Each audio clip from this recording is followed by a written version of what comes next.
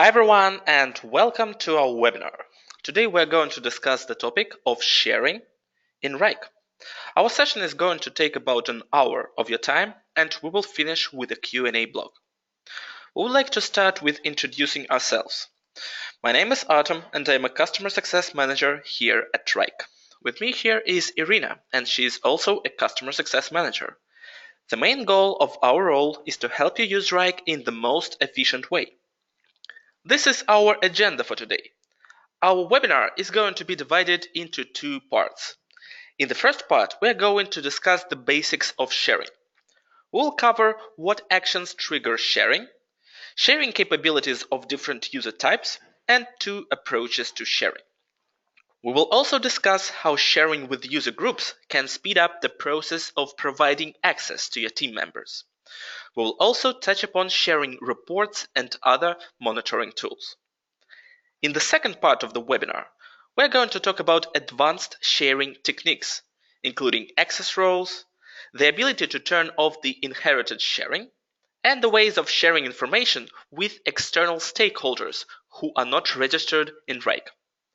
Some of the features we're going to discuss are only available on business and enterprise subscriptions.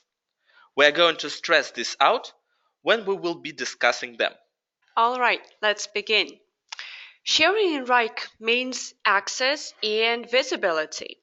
In order to see any item, be it a space, folder, project, or a task, it needs to be specifically shared with a user or a user group this person is a member of. Wrike has a top-down sharing logic. If you share a top-level item with a user, all the descendant items are also going to be shared with that person. Let's have a look at several examples here to visualize the concept of sharing. In this Wrike account, several users have different levels of access. And here is the marketing manager. She's a member of the marketing space. It means that she has access to all the items residing in that space, including all the folders, projects, and of course tasks. Brian is a copywriter and only the creative team folder has been shared with him. He can see all the projects and tasks residing there, but as you have noticed, folders representing the work of other teams, such as events, CEO, and marketing communications, are not visible to him. Michael is a representative of one of the clients the team's working with. He was invited to the account as a collaborator and he only has access to the project the folks from marketing team are working on right now. He does not have access to all the remaining items in the account. So as you can see, sharing can make the workspaces of different users of Wrike look absolutely different while still being a part of the very same account. Now, when we know how sharing works in general, let's discuss the actions that trigger sharing in Wrike. The first and the most obvious action is sharing the items directly. Though the actions required to share different building blocks of Wrike are pretty common, there are some specifics we would like to highlight. You can share your projects and folders by right-clicking them on the left-hand side navigation panel and choosing the Share option from the menu. Here you are able to add more users with whom you would like to share the item and, of course, remove them. If a small lock icon appears to the right of the user's name, when you are hovering over it, it means that you are not able to unshare this item because the user has access to the top level item. For example, here in this menu, we can see that my second account, my second profile here in this demo account has access to the top level item. So I am not able to unshare this particular folder from this user. I would need to go to the top level item and unshare it first in order to delete the user from this particular sharing list. So you can also select a task, folder, or a project, and then go to the Shared With section. So here we have selected the project called Blog on Best Workplace Habits, and we have clicked on the Sharing button. Once again, we can see the list of users to whom the access to this particular item is already provided. And obviously, we can add more people or delete certain users from whom we would like to unshare this particular item. Sharing a space works a little bit differently. You can either invite users to a space directly by opening its settings and choosing users in the field, or simply making a space public. In this case, all the regular users in the account will be able to find that space in the Explore Spaces section on the left-hand side navigation panel. They will still need to join the space themselves, though. Obviously, if you are assigned with the task or added as a project owner, you're going to receive access to this item you're going to be responsible for. So as you can see here, Matt is the owner of this particular project, and obviously the project is shared with him. We can see Matt in the list of users who have access to this particular project. Tagging is another way of sharing items. If you tag a task, project, or folder into the parent item, then everyone who had access to that parent element will get instantly shared with your item. The reason for this is, once again, that Wrike has top-down sharing logic. Following in Wrike is a great way to stay on top of what is going on with a certain item, since you will start receiving notifications about all the changes happening on the level of that item. If you add any user to the list of followers, that user will instantly receive access to that item. Finally, when you mention a user or a user group he or she is a member of, that user receive access to that item. Okay, now you know all the actions that trigger sharing in Wrike. They are all presented here, and also this list you can find in the handout. So you can print out the handout and use it as a cheat sheet when you are using Wrike, especially if you are new to our platform. So, moving forward. Okay, so now let's discuss user types in Wrike and their sharing capabilities. Wrike has three types of users available: regular users, external users, and collaborators, plus admins. Admins and regular users can share all the items they have access to.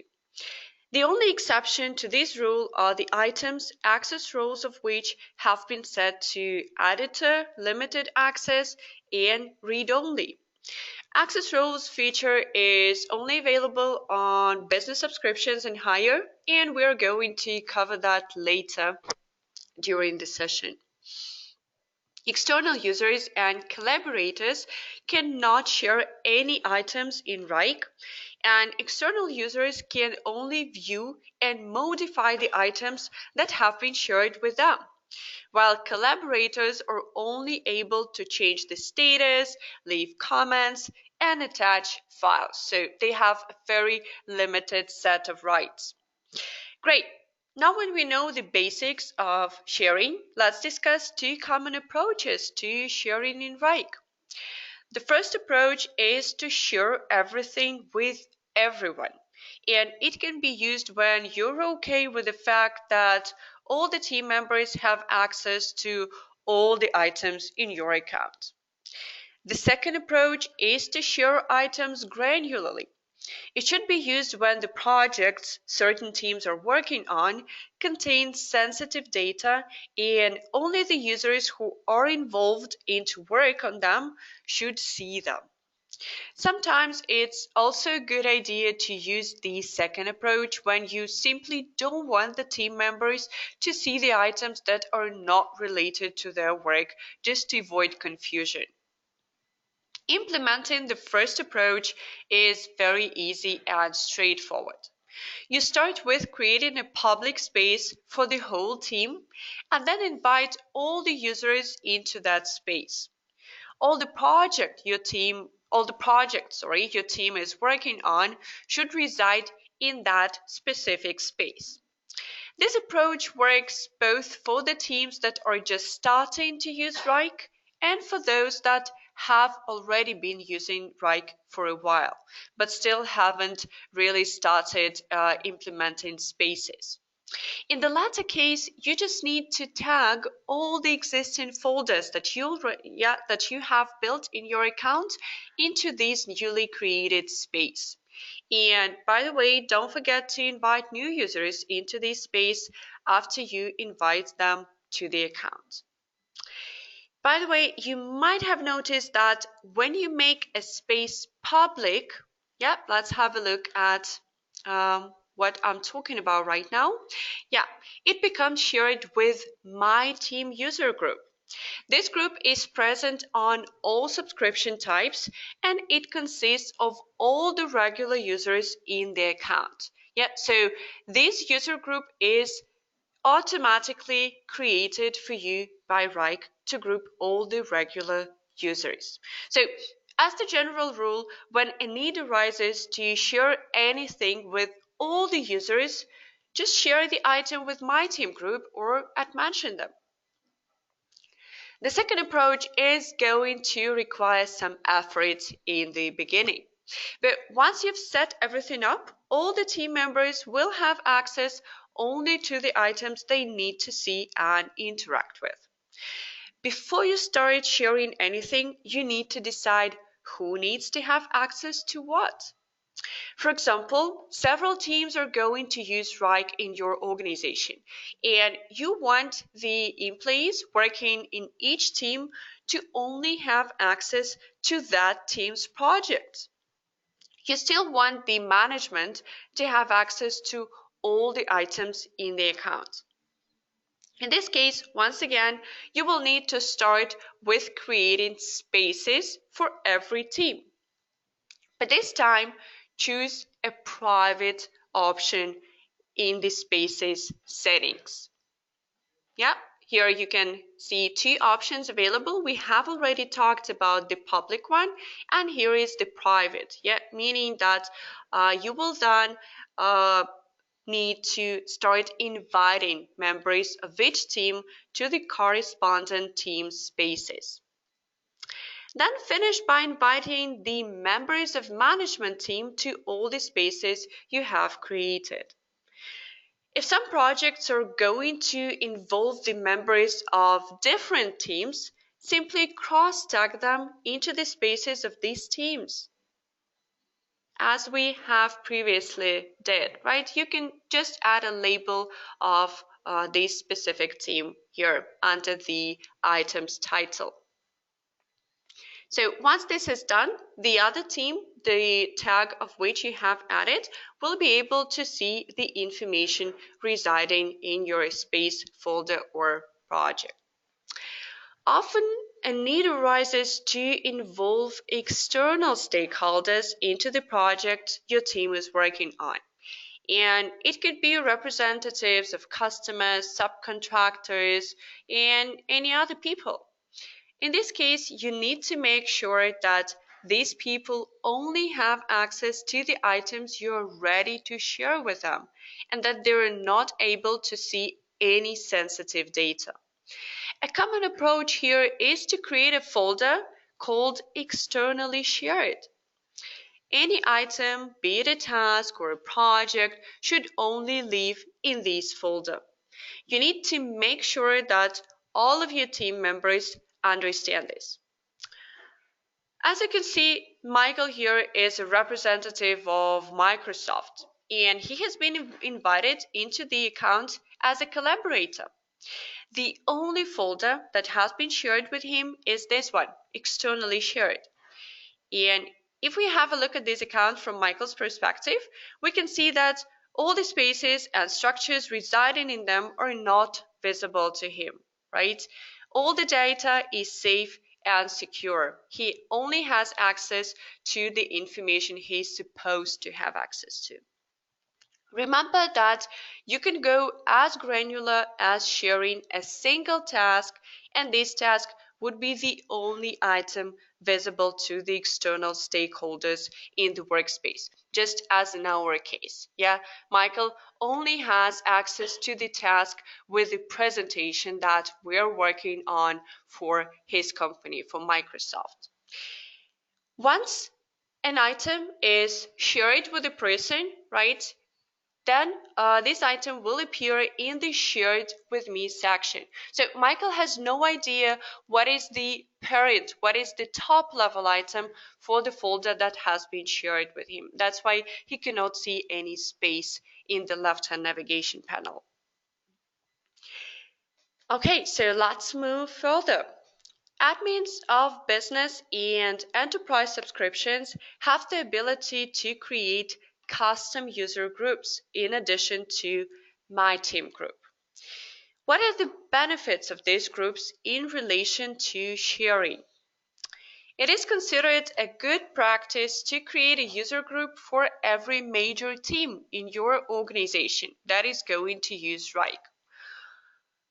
Not only can you share items with individual users, but having those user groups created, you will then be able to share items with the user groups. Let's quickly have a look at how we can do this. Yeah, so as you can see, we have already created a list of different user groups. So now let's share one of our items with a group.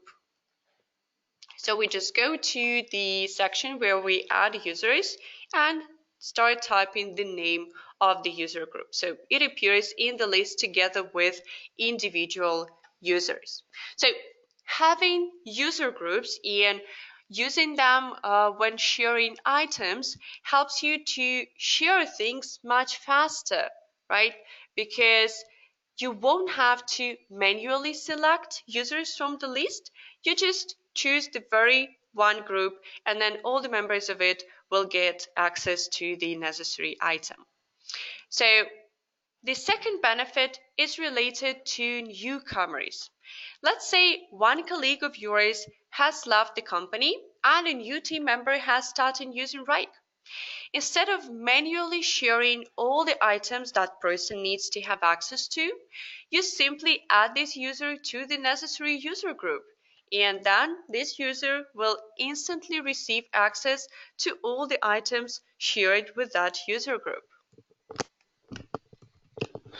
Wrike has a big number of monitoring tools available.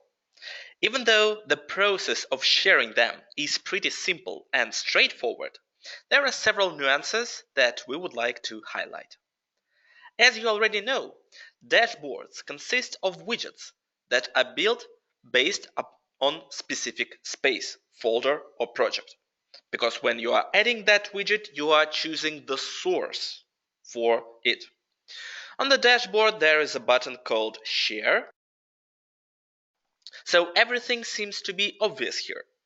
However, there is a very tricky thing with sharing dashboards. Not only do you need to share the dashboard itself, but also make sure that all the people who got access to it are shared with the space, folder, or project that the widgets within this dashboard were built on. Otherwise, your team will be able to see the widgets themselves, but they will be empty. Also, please keep in mind that collaborators cannot access dashboards due to their license type. All other users will have read-only mode unless you use business or enterprise account. In this case, you will be able to control their rights with the help of access roles. For example, this widget called Team Overdue, it has been built upon the marketing department space. So basically, it shows all the tasks that are assigned to the members of the marketing department space and that are overdue. So if I want any user to see this widget, I will need to share the dashboard itself and also make sure that the person has access to the marketing space. Otherwise, this widget would be blank. Sharing works a little bit differently when it comes to reporting functionality. When you build a report, you can share it with absolutely any other user on the account, be it a regular user, external user, or even collaborator. Everyone shared on this report will see the very same information. However, here comes the second trick. It is possible to open items directly from the report, but it will only be possible for the person who is shared with the item. Otherwise, the item will be visible, but no actions with this item will be available. So we switch back to Michael's account, Michael's profile, and we can see that one report has been shared with him. As you can see, Michael can see a large list of tasks. But if you remember from the beginning of our webinar, we were demonstrating that Michael actually has access only to one specific task, Microsoft presentation, right? So what exactly is going to happen if Michael clicks on any specific task that is a part of this report? So he can do that, but he will receive a message. You don't have access to this task or folder. So this is how sharing reports works. So what about calendars? They can be shared with any type of users, just the same as reports. But the team will only be able to see the items that reside in the spaces, folders, and projects that are shared with them. For example, if we build a calendar based on marketing space and HR space, and we share the calendar with the person who only has only has access to the marketing space, that person would not be able to see the items from HR space on that calendar. Okay, so we've already gone through a bunch of different rules and tips about sharing. But while listening to us, I guess you might have thought of some situations where you'd need an exception or amendment to those rules, or when you realize that these just wouldn't work perfectly in your case because the rules are too rigid. So now we will talk about advanced sharing and we'll uncover for you how you can customize Wrike sharing depending on your needs. But first, a small disclaimer.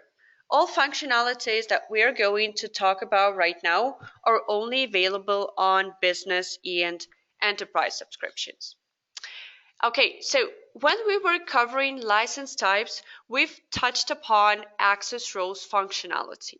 You already know that each license type has a specific set of rights. But what if you have a folder that contains some sensitive data, which, for instance, your regular users should not have access to, but are supposed to change? Obviously, changing their license type will not resolve the problem. That's exactly when access roles come handy, as they will help you limit the number of possible actions for a specific type of user, for a specific user on the level of a specific space, folder, or project. So let's have a look at our office space now. Here we have the policies. Yeah, let's have a look at what we are keeping inside the space. Okay, yeah. So what is there? Here we keep, first of all, the policies, which of course are not supposed to be changed by anyone except for those who have the right to amend them. Obviously, all my regular users should still have access to this information. So I will set up the correct access roles for them. Let's open the sharing button. Okay, so there are 4 access roles available: full, editor, limited, and read only. Let's change access role for my team to read only to just ensure that none of the team members can change anything residing here. An important moment I need to stress out here is that at least one person on the level of any given item should have full access. Okay, so admins on enterprise accounts have an additional advantage of customizing access roles. This can be done in account management, and the access role steps is the one to help us. Not only it's possible to specify a set of rights for each role, right? You can customize it right from here, but also that's possible to create up to 6 additional ones. So let's quickly create one together. We have contractors who are supposed to only change task status and add comments, right? So we create this new role. We can add some description here. And now let's specify what actions are available to this type of an access role. So we first need to check the box against change task status. Let's find it quickly and add comments. So let's go through the list of all possible options here. And here is the one that we need. So we have specified those 2 actions that are only possible to contractors.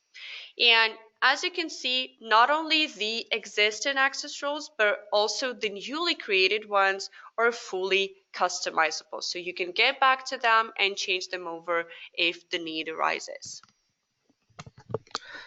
All right, let's move further. We told you that sharing has top-down logic, which gives us access to all the items stored in the top-level element. But you may find yourself in a situation when you want to unshare just one element from a person, or want to make sure this element stays unshared even when you give access to the parent folder or project. If you are using enterprise subscription, you can easily manage this since selective sharing is available to you. Let us have a look at my financial department space. It is currently shared with sales user group. So if we go to the sharing settings, we will be able to see that. And the sales guys, they add info on purchase orders into the corresponding folder within this space. Price lists are also kept here as bookmarks and thus available to everyone. But there is a folder called bonuses, which obviously contains confidential information. Now, according to Wrike sharing logic, all sales team user group members have access to it and can see how much bonuses their peers have earned. Let's change this and turn off inherited sharing for this folder.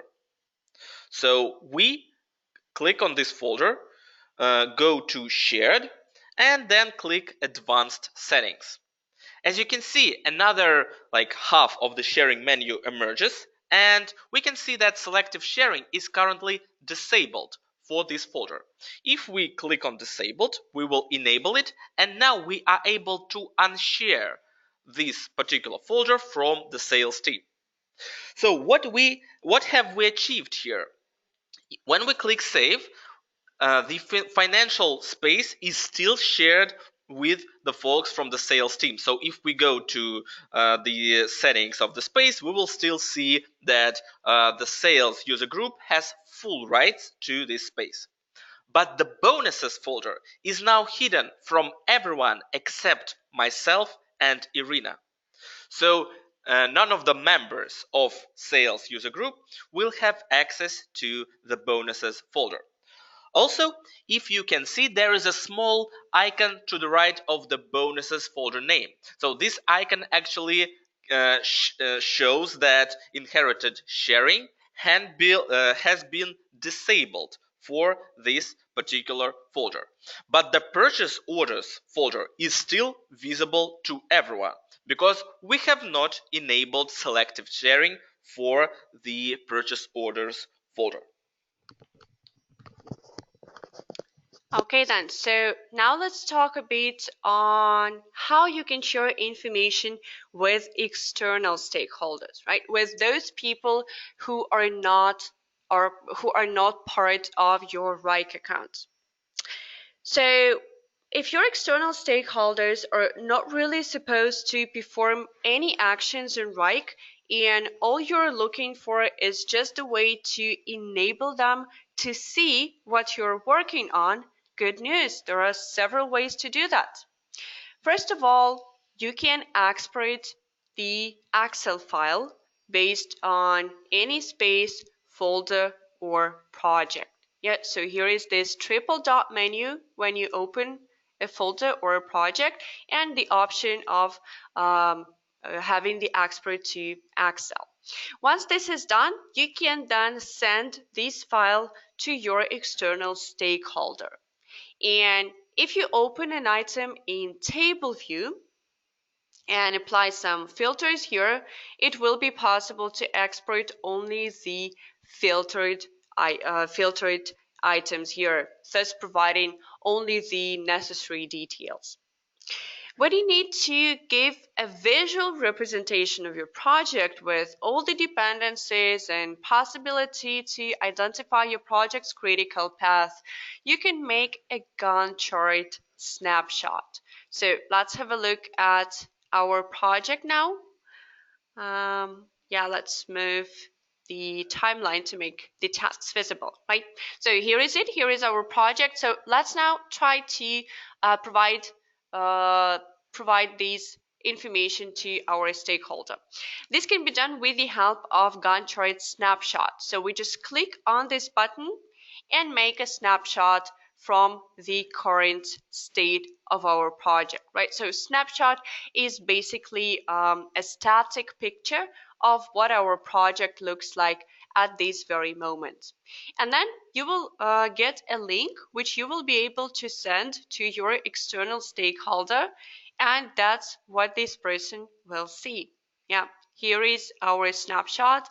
We can zoom it in and zoom it out, and yeah, have an understanding of what are the next steps, what is the roadmap of our project.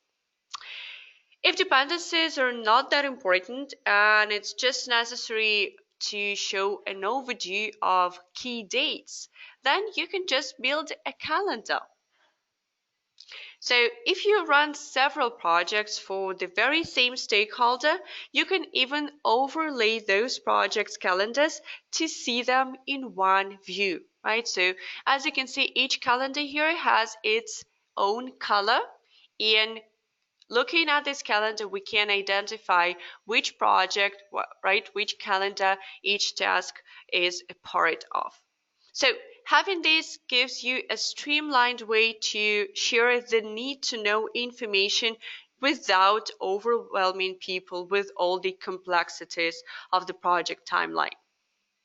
Once built, just click on public links, and Wrike will generate a link for you to be shared externally. Here is it. So it looks pretty much the same as Wrike interface, right? We can uncheck the boxes here to get a view of the specific calendars. And also what is great about this link is that it is dynamic, which means that you won't have to update it, and your stakeholder will see the up-to-date information every time the link is opened. And what if your stakeholder needs to have a granular view into the project you run for them? In this case, start with building a report based on the requested data. So let's have a look at our report. Sorry, the internet today is very slow, so yeah, apologies for that. Okay, so what's done? All you'll need to do is just to make a snapshot of it. Yeah, so we click on this triple dot menu and Wrike immediately generates a link for us that we can also send to the stakeholder. So that will be a static picture again, right? Which looks absolutely similar to the report in Wrike. And your stakeholder will be able to group the items in the necessary way and also hide and show the necessary columns by clicking on the gear icon. So that can also be customized to make the view as convenient as possible. So that's everything that we wanted to share with you in regards to sharing topic. And let's now have a look at all the questions that you have submitted. All right, so we have a question from Anna. Who is automatically included in the group at followers when you mention them in the message? Are task owners within the project folder included automatically, or do they need to manually follow the project to receive @followers message? Well, so there are several sub-questions included into this question, so I will just answer one after another. Firstly, the assignee of the task is automatically following that task. So I mean, if you are assigned with any specific task in Wrike, you do not need to start following it. You are doing that automatically. So when a certain user group is mentioned, or all the followers are mentioned, every person who is added to the list of followers will get notified by Wrike, of course, including the assignee of that task. I hope I have answered your question, and if not, please elaborate on what exactly you would like to find out. I'll be happy to discuss that with you. Another question that we have is from Jessica.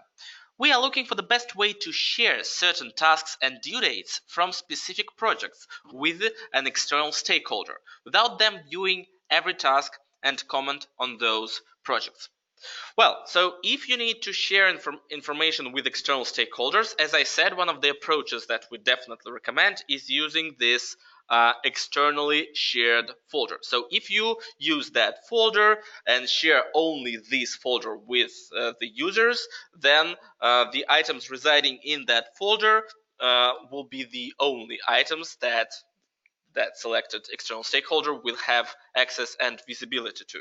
But obviously, if you share an item, the person will still have access to the description of the item and the comments that have been left on the level of this item. So, and Jessica is also clarifying a bit about the action. So, would we utilize access roles and reports? So, well, if we talk about access roles, we are talking about the things that the person will be able to perform on the level of that item. For example, let me give you a quick example here. Collaborators have access only to 3 specific actions in Wrike. They can change the status of the tasks and projects that are shared with them. They can attach files and they can leave comments.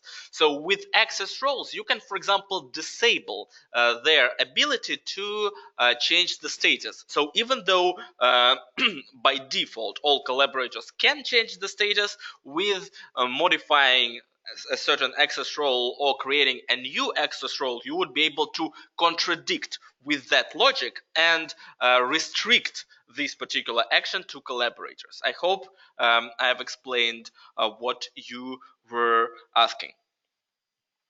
All right, we have a question. We have another question from Jimmy. So in order to see the space, the person needs to be shared with that space, but also join it. Yeah, that is correct. So basically, if I make any space public, Jimmy, I will need to either manually invite the user into that space by just selecting that user here, or that user will need to go to the Explore Spaces section and actually find that space and join it. So as you can see, the two spaces are appearing here, and it means that both marketing space and office space are public. So if any user would receive access to the space, because obviously he or she would be a member of my team group, that user would still need to go to explore spaces and join this space, as we have demonstrated earlier.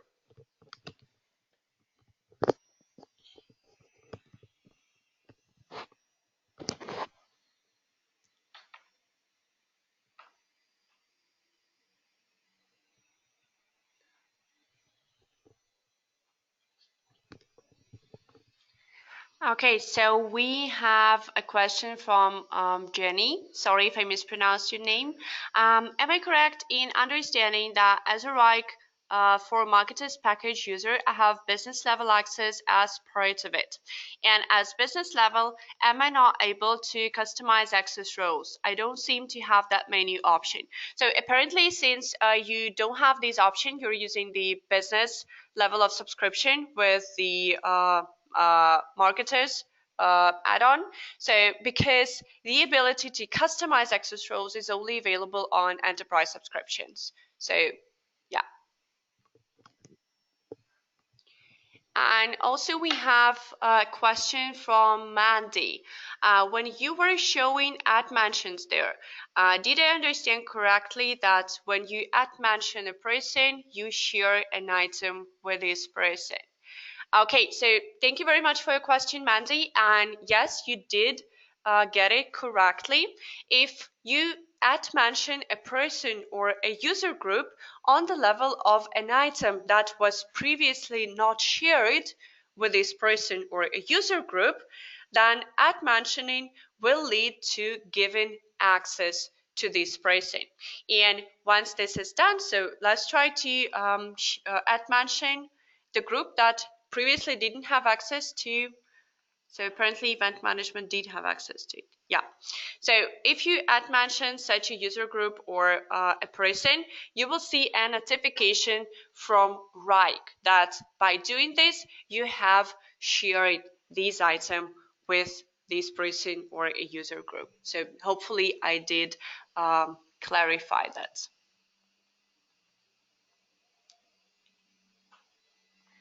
Okay, so we have a question from Kimberly. Am I able to view someone else's timeline if they share a task with me?